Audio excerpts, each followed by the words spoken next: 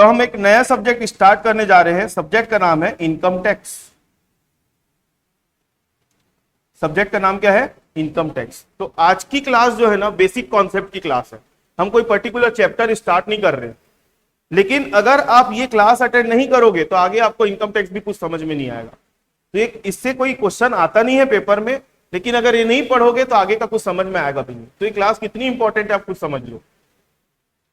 तो सब्जेक्ट का नाम क्या है? Income tax.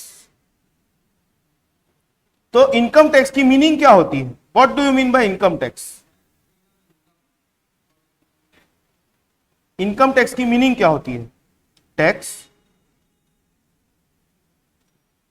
Payable on income of a person is called income tax. Tax payable on a income of a person is called income tax.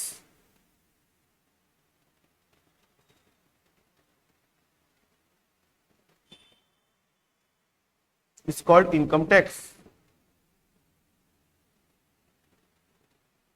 देखो ध्यान से, ये जो मैं लिख रहा हूं ये पूरा आप लोगों को दूंगा, इसलिए लिखने का टेंशन मत लो। इनकम टैक्स का बेसिक मीनिंग अगर मैं बोलूं तो tax payable on income of a person is called income tax. तो यहां पर मैंने 3 वर्ड्स को हाईलाइट किया। किसको किसको? टैक्स को, इनकम को और पर्सन को। तो सबसे पहले हम बात करेंगे टैक्स की। टैक्स टैक्स मतलब क्या होता है? गवर्नमेंट की रिवेन्यू।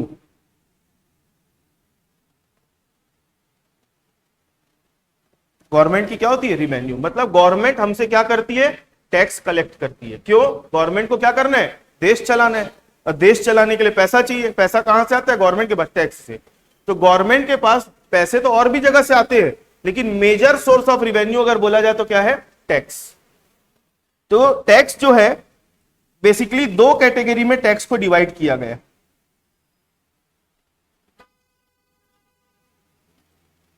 टैक्स को बेसिकली 2 कैटेगरी में डिवाइड किया गया। एक होता है डायरेक्ट टैक्स और दूसरा होता है इनडायरेक्ट टैक्स।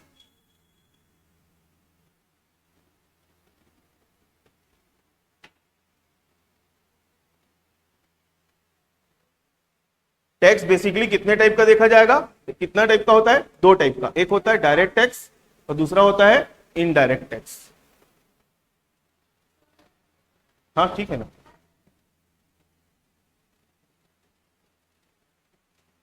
डायरेक्ट टैक्स और indirect tax.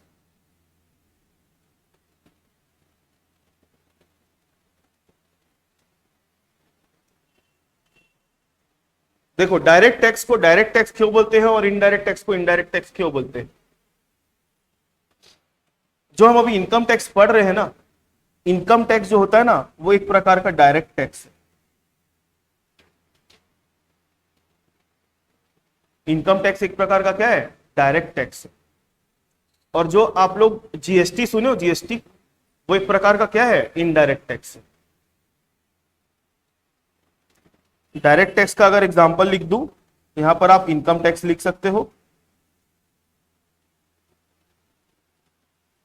Sorry, income tax,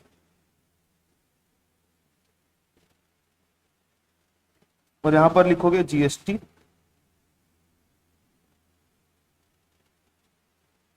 custom duty,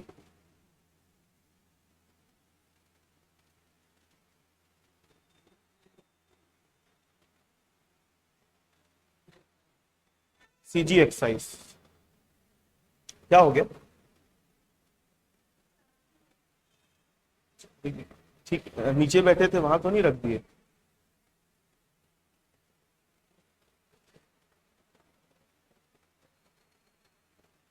तो टैक्स जो है बेसिकली 2 टाइप का होता है। एक होता है डायरेक्ट टैक्स और दूसरा क्या होता है? Indirect tax. तो डायरेक्ट टैक्स में क्या आता है? Income tax. और इनडायरेक्ट टैक्स में क्या आता है? जीएसटी, कस्टम और सीजी एक्साइज, है ना। डायरेक्ट टैक्स में आता है इनकम टैक्स और इनडायरेक्ट टैक्स में आता है जीएसटी, कस्टम ड्यूटी और सीजी एक्साइज। तो ये हम पढ़ेंगे जब इनडायरेक्ट टैक्स पढ़ना चालू करेंगे तब। और अभी हम क्या पढ़ रहे हैं, इनकम टैक्स पढ़ रहे हैं। अब इनकम टैक्स को डायरेक्ट टैक्स क्यों बोला जाता है और इनको इनडायरेक्ट टैक्स क्यों बोला जाता है, दिख रहा ध्यान से। देखो क्या होता है, मान लो ये एक पर्सन है मिस्टर ए। मिस्टर ए जो भी अर्न करता है, मान लो मिस्टर ए कहीं जॉब करता है तो उसको क्या मिलेगा, मिस्टर ए अगर कहीं जॉब करेगा तो उसको क्या मिलेगा, सैलरी। मिस्टर ए अगर कुछ बिजनेस करेगा तो उसको क्या होगा, मिस्टर ए कहीं से भी कुछ पैसा कमा सकता है, तो जो भी मिस्टर ए कमा रहे हैं उनको हम क्या बोलेंगे, इनकम बोलेंगे। उस इनकम पर गवर्नमेंट बोलेगी हमको टैक्स दो। उस इनकम पर गवर्नमेंट बोलेगी हमको टैक्स दो। तो जो इनकम पर टैक्स लगता है, पर्सन की इनकम पर टैक्स लिया जाता है, उसको हम क्या बोलते हैं, इनकम टैक्स। ठीक है, उस इनकम को, उस टैक्स को हम क्या बोलेंगे, इनकम टैक्स। उसके बाद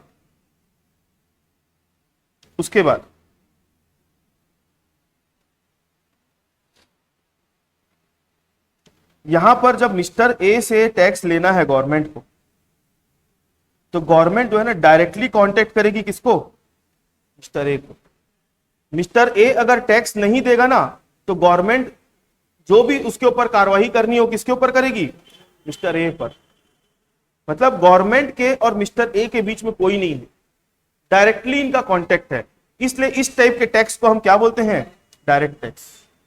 मतलब गवर्नमेंट वसूलती भी मिस्टर ए से है और पे करने वाला किसके जेब से टैक्स जा रहा है, ए के जेब से जा रहा है। अभी मैं इनडायरेक्ट टैक्स बोलूंगा ना, मतलब उसके बारे में बताऊंगा तो और ज्यादा समझ में आएगा। देखो गवर्नमेंट और मिस्टर ए के बीच में कोई दूसरा पर्सन नहीं है, इसलिए इसको हम क्या बोल रहे हैं, डायरेक्ट टैक्स। मतलब यहां पर मिस्टर ए के ही जेब से टैक्स जा रहा है और गवर्नमेंट वसूल भी किससे रही है, मिस्टर ए से ही वसूल रही है। ठीक है, दूसरा मान लो इनडायरेक्ट टैक्स की बात करते हैं। मान लो यहां पर मिस्टर ए है, यही मिस्टर ए है, और यहां पर है government.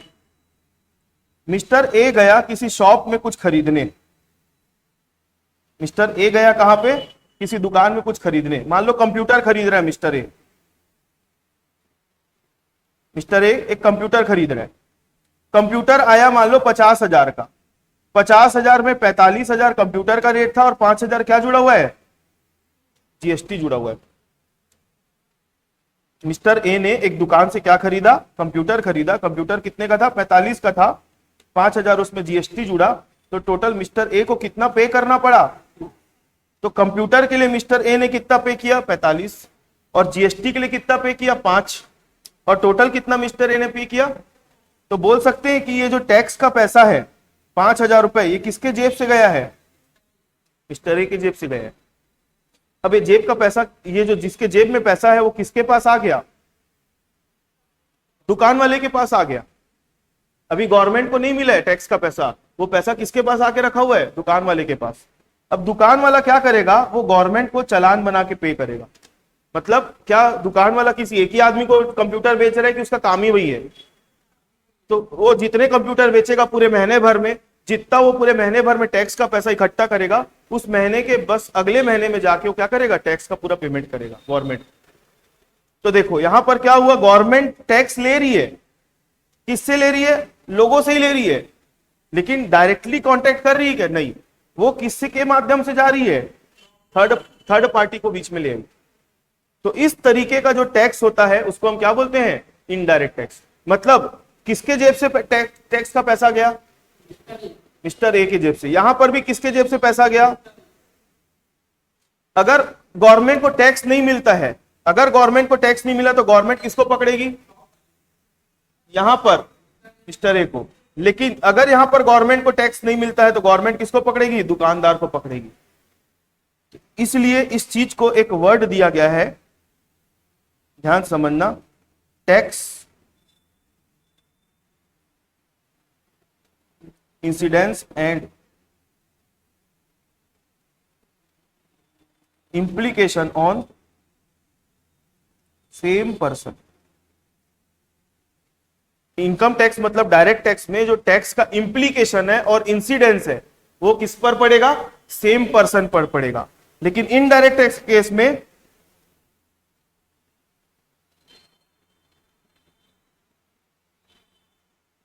Implication and incidence on different person. मतलब यहां पर अगर गवर्नमेंट को टैक्स नहीं मिल रहा है तो गवर्नमेंट डायरेक्टली उस आदमी को पकड़ेगी और उसी आदमी से ही टैक्स का पैसा जा रहा है। लेकिन यहां पर गवर्नमेंट ले रही है इस आदमी से, लेकिन वसूलेगी किससे, इससे। तो यहां पर इंप्लीकेशन और इंसिडेंस अलग अलग व्यक्तियों पर है और यहां पर सेम पर्सन पर। ठीक है, इसलिए टैक्स को दो नाम दिया गया है, दो कैटेगरी में बांटा गया है, एक है डायरेक्ट टैक्स और दूसरा है इनडायरेक्ट टैक्स। तो मैंने जो इनकम टैक्स की डेफिनेशन लिखी अभी थोड़ी देर पहले, उसमें मैंने तीन वर्ड हाईलाइट किए थे। पहला वर्ड क्या था, टैक्स। दूसरा वर्ड क्या है, इनकम। तीसरा वर्ड क्या है, पर्सन। तो मैंने टैक्स क्या होता है वो एक्सप्लेन कर दिया आप लोगों को। समझ में आया टैक्स मतलब क्या। Next, income.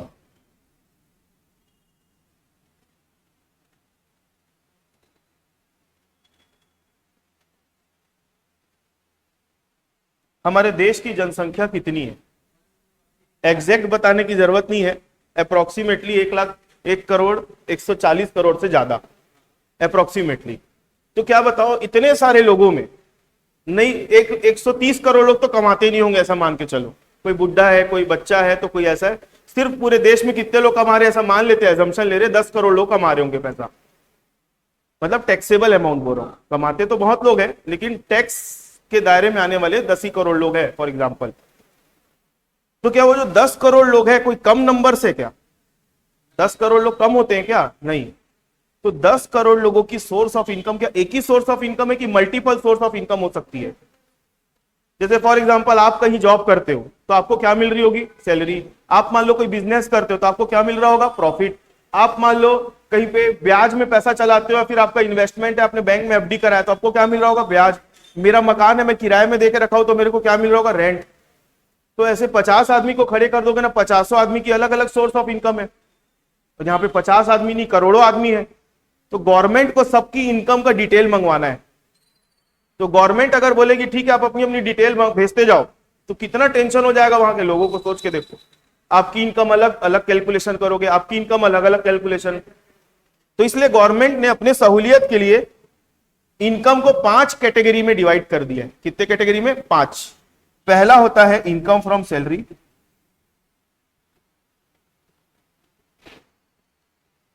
दूसरा इनकम फ्रॉम हाउस प्रॉपर्टी, तीसरा होता है प्रॉफिट और गेन फ्रॉम बिजनेस और प्रोफेशन, चौथा होता है कैपिटल गेन और पांचवा होता है इनकम फ्रॉम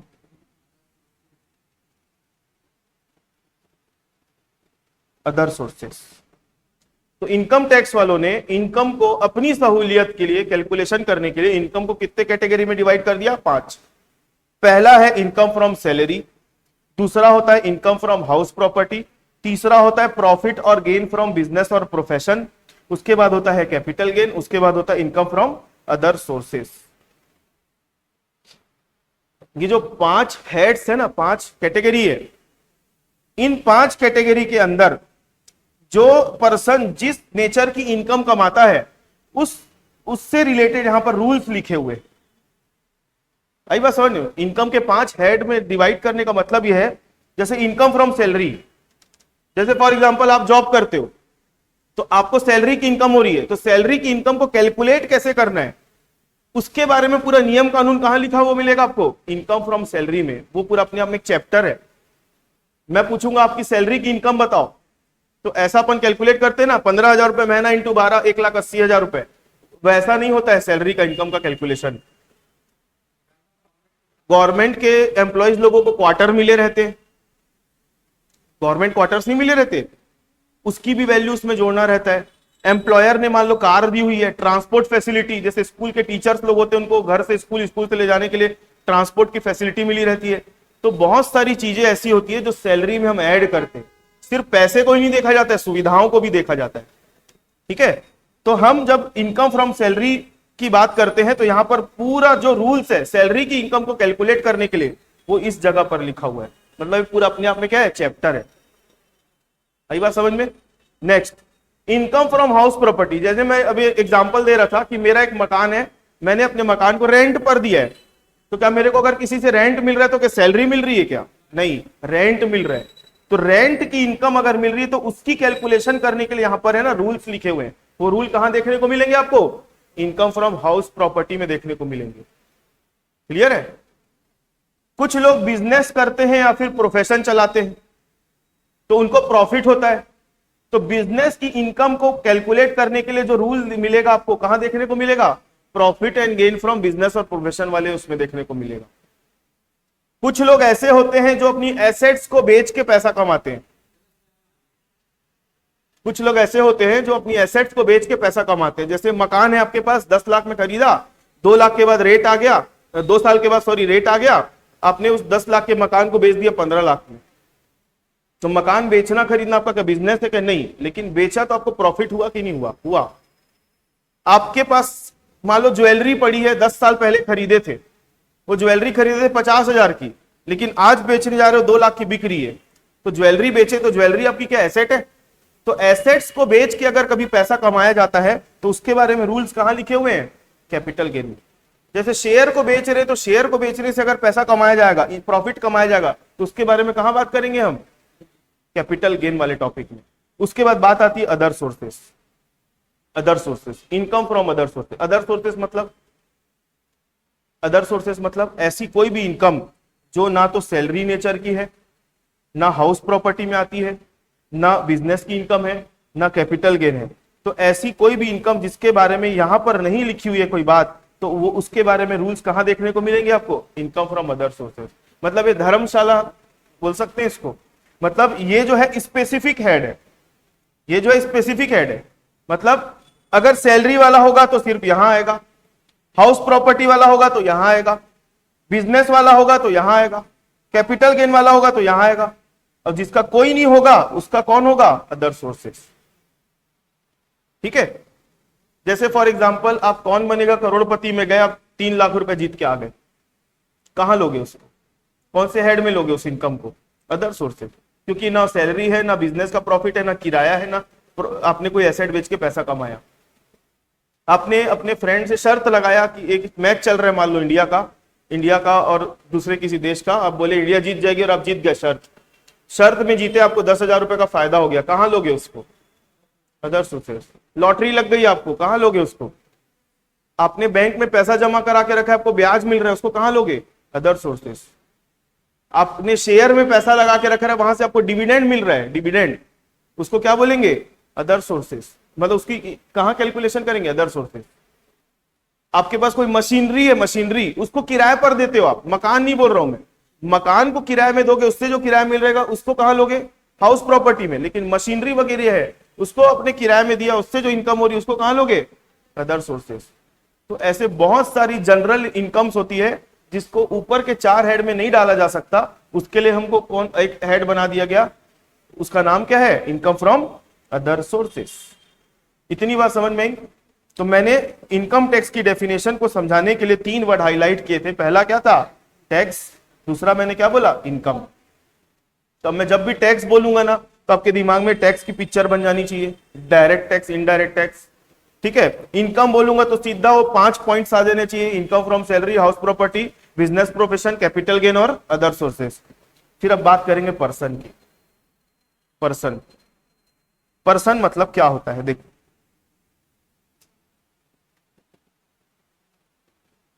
पर्सन,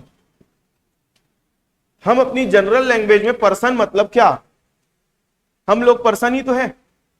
लेकिन इनकम टैक्स के नजरिए से अगर आप पर्सन देखोगे तो उसके लिए सिर्फ हम लोग पर्सन नहीं है, और भी कुछ लोग है जो पर्सन है।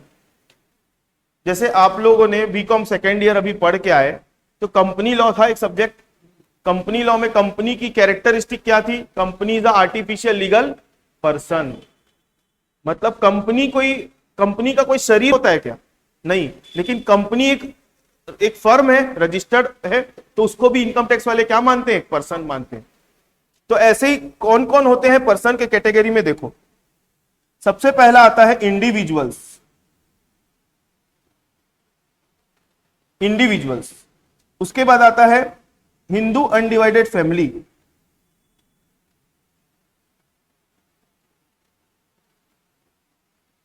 इसको शॉर्ट फॉर्म में HUF भी बोलते हैं। Third, partnership firm.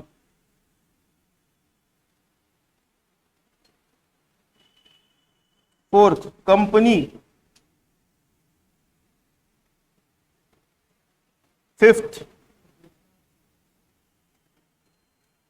Body of individuals. Sixth, local authority, sorry, association of person.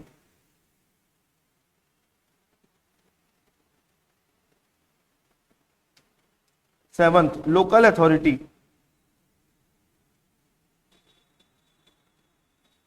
Eighth, artificial juridical person.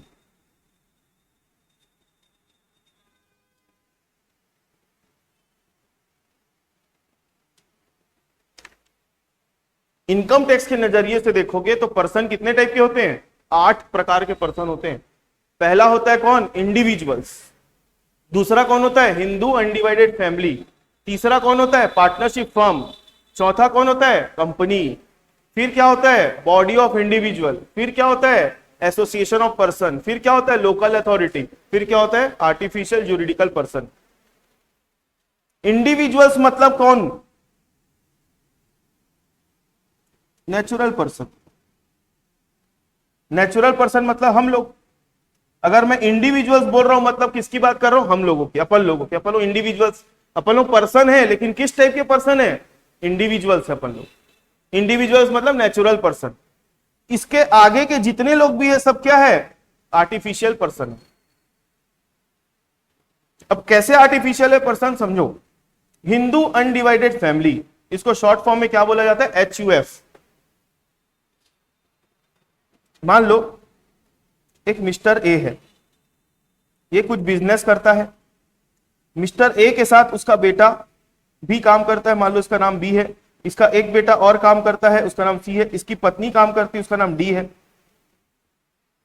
ये चारों मिलकर, ये चारों को अगर आप जॉइंटली देखोगे तो इन लोग क्या है? एक फैमिली है। और इनकी जो फैमिली है वो क्या कर रही है? बिजनेस चला रही है। यहां पर मिस्टर ए अकेला काम नहीं कर रहा है, उसकी वाइफ और उसके 2 बच्चे सब मिलकर काम कर रहे हैं। तो इन लोगों के बीच में किसी प्रकार की पार्टनरशिप हुई है क्या? नहीं हुई है। इन लोगों ने कोई कंपनी बनाई क्या? नहीं। इन लोग एक परिवार है, परिवार एक मिलकर बिजनेस कर रहा है। तो इस परिवार को, इस फैमिली को ही क्या मान लिया जाएगा? हिंदू अनडिवाइडेड फैमिली, मतलब एक प्रकार का पर्सन मान लिया जाएगा। ठीक है। तो गवर्नमेंट जब टैक्स लेने जाएगी ना तो mister A B C D से नहीं मांगेगी, बोलेगी तुम्हारे फैमिली की इनकम कितनी है बताओ, उसके ऊपर टैक्स लेगी। फैमिली की इनकम पर टैक्स लिया जाएगा। आई बात समझ में? तो यहां पर इस तरीके से अगर कोई बिजनेस करता है तो उस टाइप के बिजनेस के स्टेटस को बोलते हैं HUF, हिंदू अनडिवाइडेड फैमिली। ठीक है।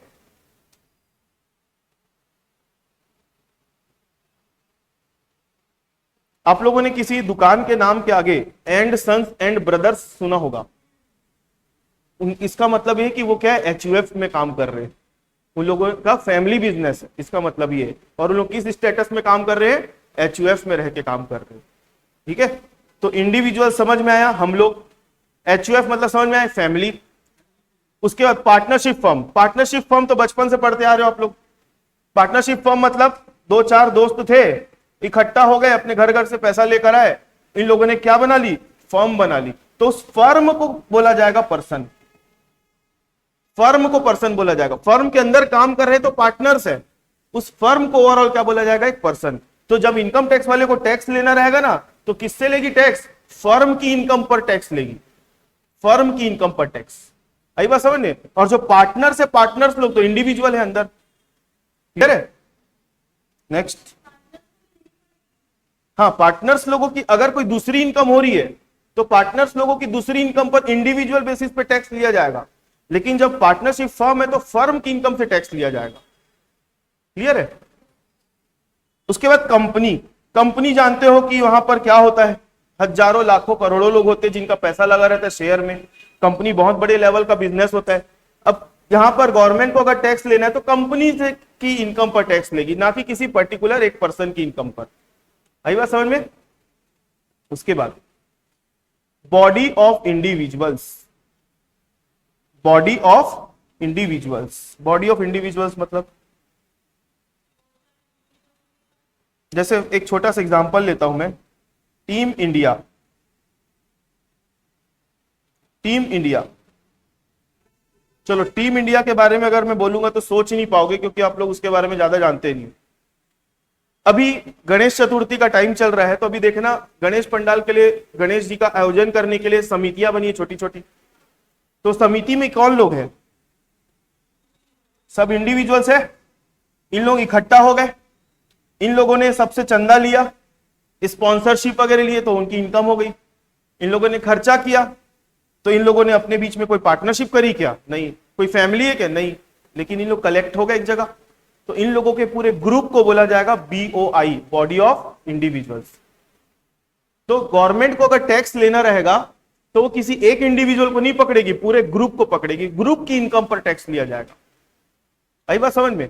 अब यहां पर डिपेंड करता है कि ग्रुप किस टाइप का काम कर रहा है, प्रॉफिट वाला बिजनेस कर रहा है कि नॉट फॉर प्रॉफिट वाला बिजनेस कर रहा है। नॉट फॉर प्रॉफिट वाला बिजनेस करेगा तो टैक्स नहीं देना पड़ेगा, प्रॉफिट मेकिंग बिजनेस अगर कर रहा है तो वहां पर उनको टैक्स देना पड़ेगा। अब जरूरी नहीं कि भाई, मैंने एक एग्जांपल गणेश चतुर्थी का लिया, हो सकता है आनंद मेला लगेगा, अभी नया साल आता है तो आनंद मेला नहीं होता है, नवरात्रि के टाइम पे गरबा कराएंगे, तो एक ग्रुप बनता है बहुत बड़ा, और ग्रुप की अगर कोई इनकम हो रही है तो उस ग्रुप की इनकम पर टैक्स लिया जाता है, तो उस ग्रुप को बोला जाता है बॉडी ऑफ इंडिविजुअल्स। क्लियर है? नेक्स्ट है association of person, association of person. आप लोगों ने सुनी है कंपनी का नाम Maruti Suzuki, Maruti plus Suzuki. Maruti एक अलग कंपनी है और सुजुकी एक अलग कंपनी है, और दोनों मिलकर क्या बेचते हैं मार्केट में? कार बेचते हैं। तो सुजुकी की टेक्नोलॉजी है, मारुति का इंफ्रास्ट्रक्चर है, दोनों अपनी अपनी क्वालिटी को मिला दी और दोनों एक ही काम कर रहे हैं, क्या? कार बेचने मार्केट में। तो इस तरीके की दो अलग, अब देखो मारुति एक कंपनी है, एक पर्सन है, सुजुकी एक कंपनी मतलब एक पर्सन है, दो कंपनी, दो पर्सन आके क्या हो गए? एसोसिएट हो गए, मिल गए और एक बिजनेस कर रहे हैं। तो ऐसे टाइप के बिजनेस का जो स्टेटस होगा हम उसको क्या बोलेंगे? Association of person. इनके बीच में जो स्टेटस है उसको अपन जॉइंट वेंचर का नाम से जाना जाता है। जॉइंट वेंचर सुने हो ना आप लोग, पढ़े होंगे जॉइंट वेंचर।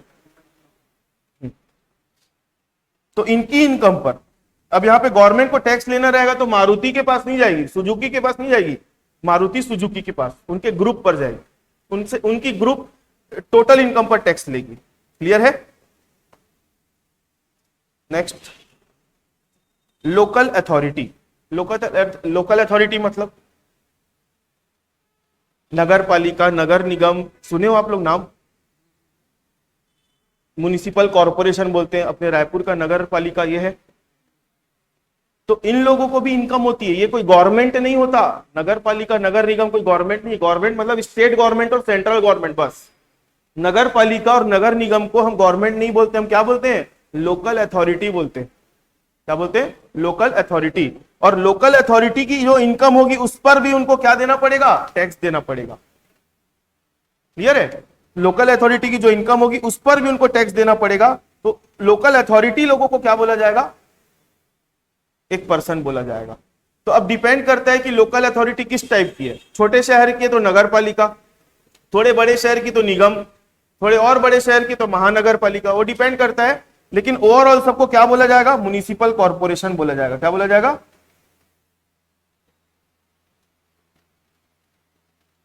म्युनिसिपल कॉर्पोरेशन बोला जाएगा। ठीक है? लोकल अथॉरिटी मतलब municipal corporation. Last, artificial juridical person. मैंने आप लोगों को अभी तक 7 प्रकार के पर्सन बता दिए, individual, HUF, partnership firm, company, BOI, AOP, local authority. और लास्ट होता है आर्टिफिशियल जुरिडिकल पर्सन। इसका एग्जांपल दे सकते हो? पंडित रविशंकर शुक्ल यूनिवर्सिटी, वो क्या है? कंपनी है? पार्टनरशिप फर्म है? नहीं, एक संस्था है, एक ऑर्गेनाइजेशन है। वो ना तो कंपनी है, ना पार्टनरशिप फर्म है, ना एसोसिएशन ऑफ पर्सन है, ना लोकल अथॉरिटी है। लेकिन कानून के नजर से देखोगे, गवर्नमेंट के उस आंखों से देखोगे तो मान्यता है उसको एक। तो ऐसी कोई बॉडी जो एग्जिस्ट करती है लेकिन ऊपर के सातों कैटेगरी में नहीं आती, तो ऐसी अपन बॉडी को क्या बोलेंगे? आर्टिफिशियल जुरिडिकल पर्सन, जिसको कानूनी मान्यता मिली हुई है। जैसे for example institute of chartered accountants of India, वो कोई कंपनी है क्या? नहीं। Central board of secondary education, CBSE, ये क्या है? सब आर्टिफिशियल जुरिडिकल पर्सन है, कोई कंपनियां नहीं है इन लोग, कोई पार्टनरशिप फर्म, ये सब नहीं है। इतनी बात समझ में आई? अब ये जो पर्सन है, इन लोग जो इनकम कमाते हैं, उस इनकम पर जो टैक्स लगता है उसको टैक्स को क्या बोलेंगे? Income tax. अब आपके जनरल नॉलेज के लिए बता दूं, इनकम के टोटल कितने हेड्स होते हैं? 5। इसमें से केवल जो सैलरी वाला हेड है ना, वो सिर्फ किसके लिए है मालूम है? इंडिविजुअल्स के लिए, क्योंकि इंडिविजुअल ही जाके कहीं नौकरी करके पैसा कमा सकता है। उसके अलावा हिंदू अनडिवाइडेड फैमिली कहीं नौकरी कर सकती है क्या? नहीं। पार्टनरशिप फर्म जाके कहीं नौकरी कर सकती है क्या? नहीं। मतलब मैं बोल सकता हूं नेचुरल पर्सन बोल लूं और इनको आर्टिफिशियल पर्सन बोल सकता हूं।